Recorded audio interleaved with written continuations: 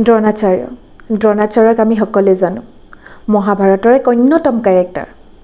মহাভাৰতখন কেতিয়াও সম্পূৰ্ণ হ'ব নোৱাৰে দ্ৰোণাচাৰ্যৰ অবিহনে। কিন্তু আমি আজি কথা পাতিম একলব্যৰ বিষয়ে। কোন আছিল একলব্য? একলব্য কিয় বিখ্যাত? একলব্য আছিল নিষাদ কমিউনিটিৰ প্ৰধান এজনৰ পুতেক। সৰুৰে পৰা ধনুকাঁড় শিকাৰ খুব ইচ্ছা আছিল। তেওঁ সেয়ে এদিন দ্ৰোণাচাৰ্যৰ ওচৰলৈ গ'ল।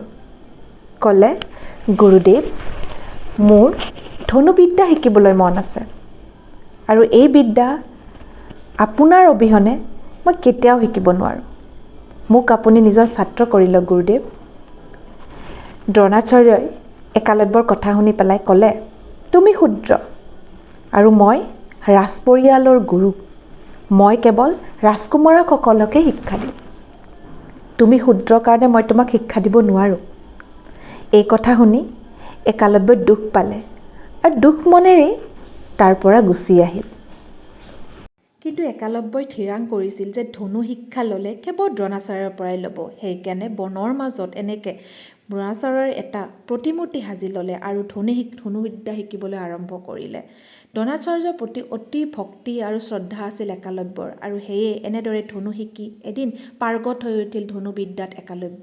এদিন এনেদৰে শিক্ষা গ্ৰহণ কৰি থাকোঁতে কুকুৰ এটাই বৰকৈ আমনি কৰিছিল একলব্যক। একলব্যই কুকুৰটোলৈ বোলে বান নিক্ষেপ কৰিছিল। কিন্তু এনেদৰে বান নিক্ষেপ কৰিলে যে কুকুৰটোৰ মুখখন যেনেদৰে মেলা হৈ আছিল মেল খায়ে থাকিলে, কিন্তু শৰীৰে ভৰ্তি হৈ গ'ল কুকুৰটোৰ মুখখন আৰু এটোপো তেজ ওলোৱা নাছিল কুকুৰটোৰ পৰা।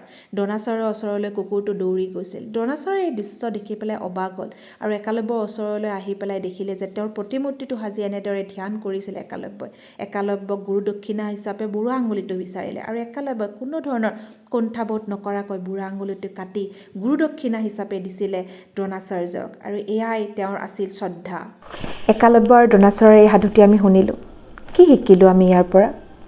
একলব্যৰ অপাৰ গুৰু ভক্তি আছিল বাবে তেওঁক আজি ইমান বিখ্যাত কৰি তুলিছিল। গুৰুৰ ভক্তি অবিহনে আমি কোনোদিন কোনো কামেই সফল হ'ব নোৱাৰোঁ। আজি এই বৰ্তমান সমাজত আমি কিছুমান ব্যতিক্ৰম দেখা পাওঁ। শিক্ষক হিচাপে নিজেও অনুভৱ কৰোঁ। সেই ভক্তি, সেই শ্ৰদ্ধা এতিয়াৰ প্ৰজন্মৰ আছেনে শিক্ষকৰ প্ৰতি? কিছু কথাত কেতিয়াবা অকণমান কঠোৰ হ'ব লগা হয়।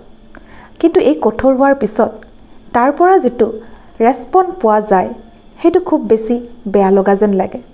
কিন্তু সদায় মনত ৰাখিব লাগিব যে শিক্ষকক বা গুৰুক ভক্তি আৰু শ্ৰদ্ধাৰ অবিহনে আমি কেতিয়াও কোনেও কোনো কামতে সফল হ'ব নোৱাৰোঁ।